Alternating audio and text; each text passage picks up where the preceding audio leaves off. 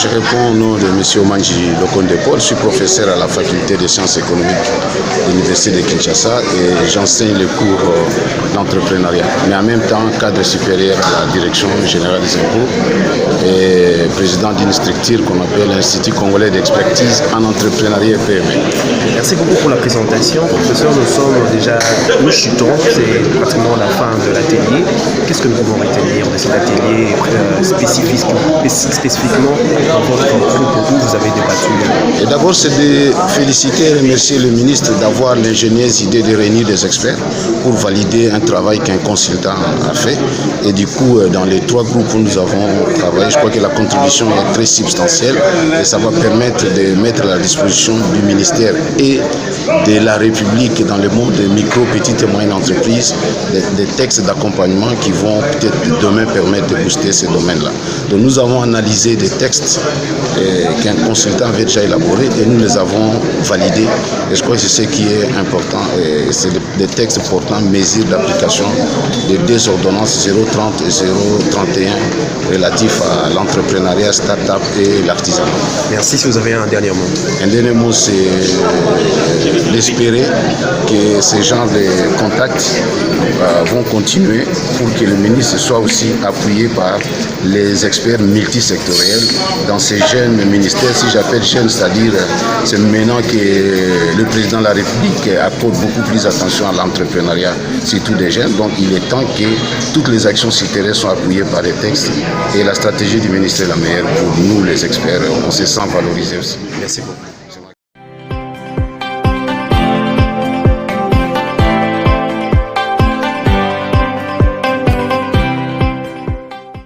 Moi, c'est coach Gabriel Lomego, je suis coach en entrepreneuriat, expert en entrepreneuriat. Alors, nous étions dans le 3e groupe pour valider les arrêtés de textes, les arrêtés ministériels. Et nous avons eu 15 arrêtés, et dans les 15, nous avons validé 5 et nous avons invalidé 10. Parce que, pourquoi nous avons invalidé seulement 5? Parce qu'il faut que les arrêtés puissent être en conformité avec les 2 ordonnances loi, n'est-ce pas, numéro 22, barre 030 et 031. Si les arrêtés ne sont pas en conformité avec la source qui est l'ordonnance loi, et nous ne pouvons pas accepter cela. Alors, c'est une manière aussi d'aider l'expert qui nous a amené ces arrêtés-là et d'aider le ministère, n'est-ce pas, pour que les arrêtés qui seront publiés par le Premier ministre ou par le ministre tutelle puissent être en conformité avec les 2 ordonnances loi qui concernent la promotion de l'entrepreneuriat en RDC. Donc c'est un groupe vraiment d'experts et nous avons fait un travail de titan pour aider la République à aller de l'avant. Donc brièvement, c'était ça le travail. Merci. S'il y a un dernier mot, sinon... Le dernier mot, nous voulons que ces experts deviennent une sorte de cadre de concertation. Ce sont des experts que la République ne peut pas délaisser comme ça. Nous sommes là et nous avons recommandé ça au ministère, au cabinet, nous avons recommandé ça à l'expert. Je crois que nous serons appelés pour faire partie de cadre de concertation pour que l'entrepreneuriat dans notre pays puisse vraiment refléter la vision du chef de l'État. Merci beaucoup. Merci beaucoup.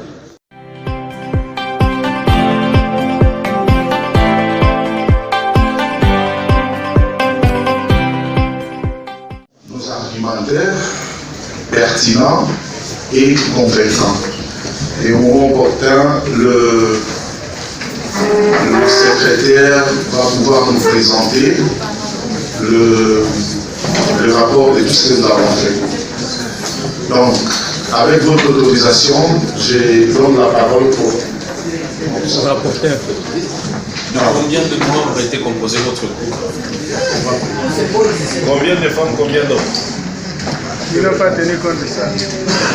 Bon, à la fin, nous allons présenter ça, c'est pas un problème. Très bien. Quand même. Bonjour la salle. Je suis le rapporteur du 3e groupe. dans la méthodologie du travail, c'est comme venait de dire le président. Comment vous appelez? Ah, ok, voilà. Les gens ne vous connaissent pas, hein, président, les gens ne vous connaissent pas de nom, donc Ok. tirons cette occasion, bénéficions de cette occasion pour faire aussi connaissance, non? Exactement. Eh bien, c'est Michael Koudiakoubansa Nebo. Je suis conseiller juridique à la NADEC.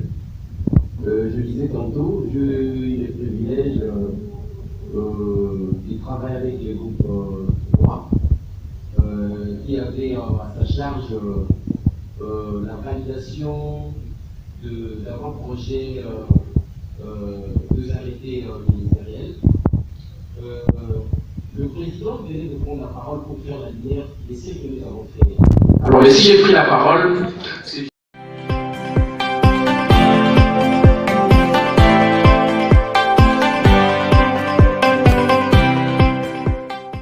Forme.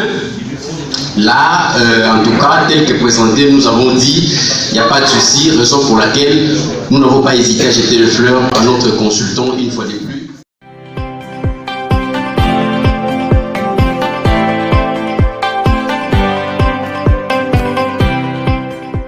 En tout cas, directeur à la NADEC. Je suis seulement sur la forme. Le groupe a dit qu'il a adopté 5 arrêtés et il en a rejeté 10. Mais quand le groupe est en train de travailler, on voit qu'il a arrêté 6 en disant seulement que le dernier arrêté, le 15e, doit être renvoyé au niveau des arrêtés interministériels parce que ça a une base légale. Et je voudrais que le groupe à ce niveau-là corrige son rapport pour dire qu'il a arrêté 6, mais un arrêté doit être considéré comme arrêté interministériel. Merci.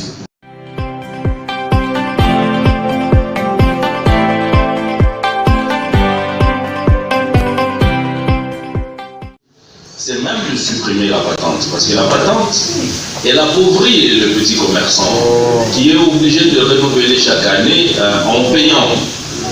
Alors qu'en ayant un nécessaire, une fois pour toutes pour ses affaires, petite ou grande, elle est couverte pour toute la vie de ses affaires. Nous pouvons décider ici.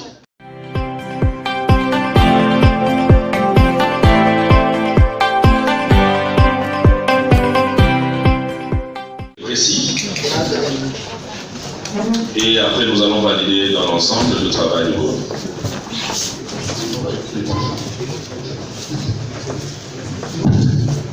Merci pour la parole. Je voudrais remercier le groupe pour la qualité du travail qui a été présenté et particulièrement par l'approche parce qu'ils ont été vraiment en profondeur. Et je note qu'ils ont retenu 5 arrêtés qui ont été validés au niveau du groupe, mais j'ai un souci par rapport à l'arrêté portant code d'éthique professionnelle et de déontologie de l'artisan. Je me demande, est-ce que c'est au ministre de définir un code d'éthique ou c'est au corps d'artisan? Je ne comprends pas pourquoi le groupe a estimé que le ministre doit prendre un arrêté portant un code d'éthique. Dans toutes les corporations professionnelles, ce sont les pharmaciens et élaborent leur code d'éthique, les médecins le font, ce n'est pas le ministre de la Santé qui le fait. Ici, pourquoi est-ce que c'est le ministre de l'Entrepreneuriat qui signe un arrêté sur le code d'éthique d'un artisan? Voilà ma question.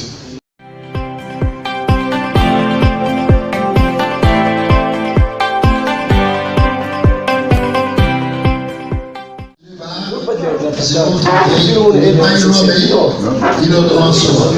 Il y a des alors quand on parle avec la bonne lecture, on ne comprend pas ce qu'on va lire. Au niveau des points 9, nous avons, ils ont parlé, je ne sais pas si c'est la certification des produits ou si peut revenir sur le point 9, et on a dit qu'il y avait des choses.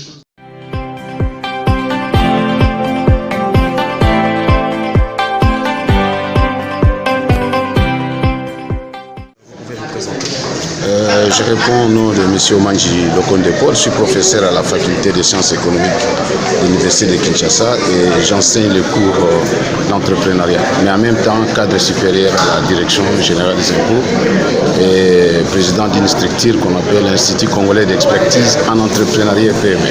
Merci beaucoup pour la présentation. Professeur, nous chutons, c'est pratiquement la fin de l'atelier. Qu'est-ce que nous pouvons retenir de cet atelier spécifiquement dans votre groupe où vous avez débattu? Et d'abord, c'est de féliciter et remercier le ministre d'avoir l'ingénieuse idée de réunir des experts pour valider un travail qu'un consultant a fait. Et du coup, dans les 3 groupes où nous avons travaillé, je crois que la contribution est très substantielle et ça va permettre de mettre à la disposition du ministère et de la République dans le monde des micro, petites et moyennes entreprises des textes d'accompagnement qui vont peut-être demain permettre de booster ces domaines-là.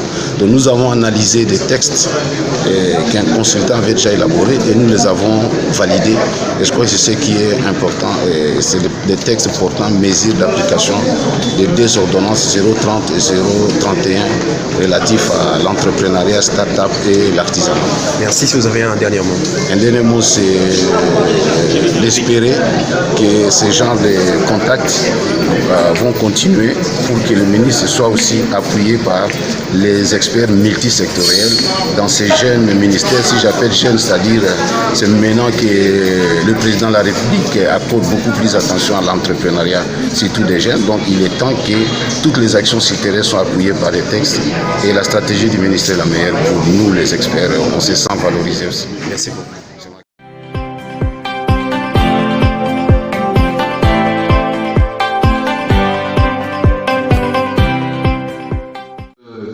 Il ne faut pas oublier que c'est un travail scientifique.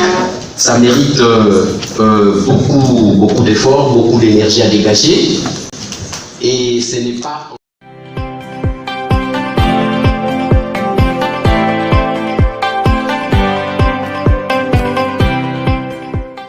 Puisque le comité national d'habitation a été traité dans notre groupe. Et si on adoptait le texte de cet arrêté tel quel, il y aurait il serait vraiment entaché d'illégalité dans plusieurs endroits. Je peux aller à la page 22. Je commencerai déjà à...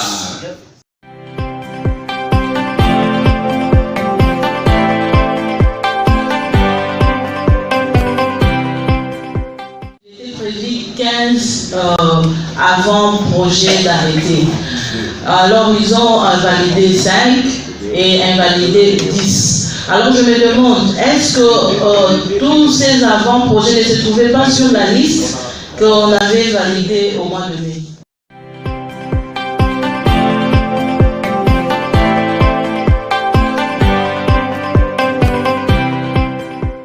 Pour avoir le label, doit payer $500. Ça coûte énormément. Et la difficulté à laquelle les jeunes entrepreneurs congolais aujourd'hui sont confrontés, c'est justement sur les frais de démarrage. Ils ont des projets, ils ont des idées innovantes, mais ils n'ont pas de moyens. Les banques n'accordent pas les crédits facilement, il faut avoir des garanties.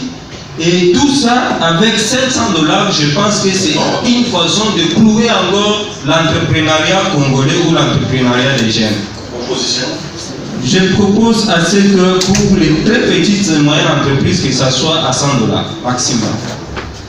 Pour la catégorie B de petites entreprises, que ça soit $150. Et pour la catégorie C de moyennes entreprises, que ça soit $200. Le reste pour les étrangers, pour les startups étrangères, là on peut garder 1000, 1500 et $2000. Parce que déjà, la loi dispose que quand un étranger vient au Congo ou dans notre pays, doit disposer suffisamment de moyens financiers pour lancer son activité. Donc, je ne pense pas que concernant les étrangers, on peut penser même aux allègements. Les codes des investissements déjà en a déjà traité. Donc ici, traitons le cas des Congolais et prenons le minimum qu'ils peuvent disposer. D'accord, c'est compris. Est-ce que vous nous ferez le plaisir de mettre par écrit ces remarques, ces recommandations? Sans doute. Merci. Oui, juste à...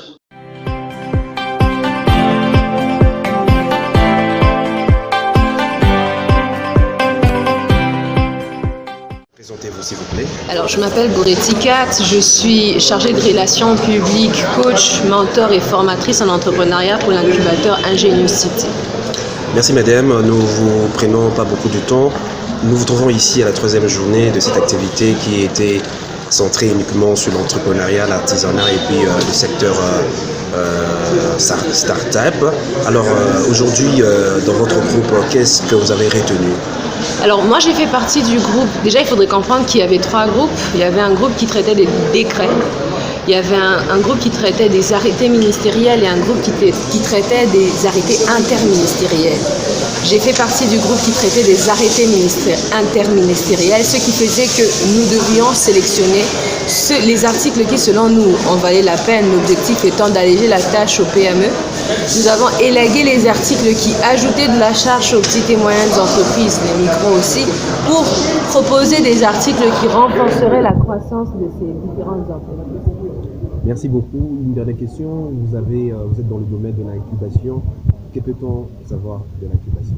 Eh bien, c'est très important de savoir qu'en ce moment, dans l'écosystème entrepreneurial congolais, il existe ce qu'on appelle des incubateurs. Ce sont des structures spécialisées dans l'accompagnement des entreprises. Elles ont l'expertise, elles ont le matériel, elles ont le réseau, elles ont les programmes nécessaires pour permettre à une start-up ou à une entreprise de progresser jusqu'à faire du chiffre d'affaires et à se stabiliser dans sa croissance. C'est des incubateurs que vous pouvez trouver partout dans la ville de Kinshasa et dans certaines villes à l'intérieur du pays. Merci votre dénouement. Eh bien, je suis très heureuse de savoir qu'il y a des réformes liées au secteur entrepreneurial dans la RDC. Je recommande à tous les entrepreneurs de garder espoir et à tous les experts qui ont travaillé sur ces ateliers de donner le meilleur d'eux-mêmes. L'avenir du pays en dépend. Merci beaucoup.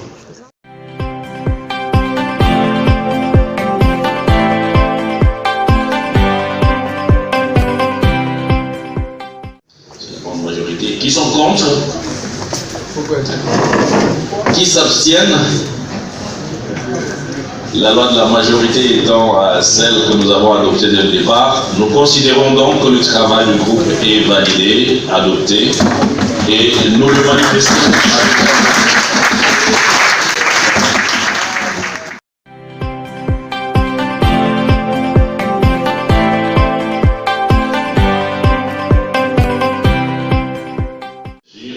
Et on validera le rapport. Si le rapport est validé, nous considérerons donc que nous avons laissé tomber 10 avant-projets d'arrêté et que nous n'en retenons que 5. La plénière est le seul organe ici qui est souverain pour prendre des décisions définitives. Nous considérons donc que le travail qui a été abattu par le groupe est une proposition qui vous est faite et c'est à vous en définitive de le valider. Les membres du groupe, 10 minutes.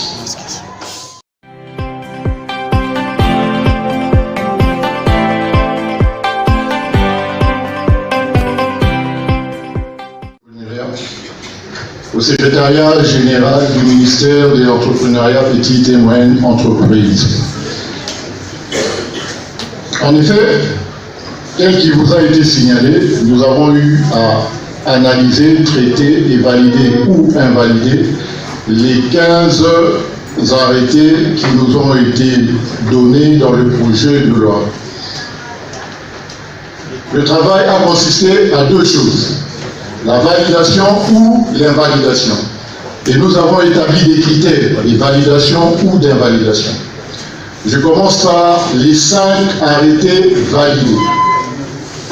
Premier critère de validation, étant donné que la base juridique de la validation, ce sont les 2 ordonnances de loi.